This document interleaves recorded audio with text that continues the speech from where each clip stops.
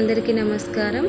గ్రామ నవనిర్మాణ సమితి కృషి విజ్ఞాన కేంద్రం ఆధ్వర్యంలో నిర్వహిస్తున్నటువంటి ప్రకృతి వ్యవసాయం ప్రాజెక్టులో భాగంగా ఈరోజు శ్రీరాములపల్లి గ్రామంలో ఇంగ్లీష్ శ్రీలత రామారావు గారు జీవామృతం తయారు చేసుకోవడం జరిగింది. జీవామృతం తయారు చేసుకోవడానికి 200 లీటర్ల డ్రమ్ము, 2 కిలోల బెల్లం లేదా తాటికాయలు లేదా ఏదైనా తీయని పండ్లు, 2 కిలోల ఏదైనా పప్పుల పొడి, గుప్పెడంత పుట్టమన్ను, 10 కిలోల ఆవు పేడ మరియు 10 లీటర్ల ఆవు మూత్రం.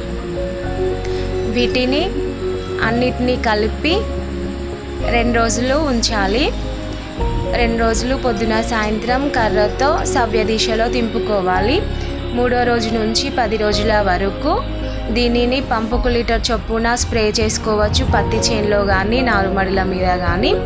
ఇది ఎకరం పొలానికి నీళ్లు పోసే దగ్గర పారించుకోవచ్చు. దీనివలన మొక్క ఏపుగా పెరుగుతుంది, ఎక్కువ పిలకలు వస్తాయి, అలాగే భూసారం పెరుగుతుంది.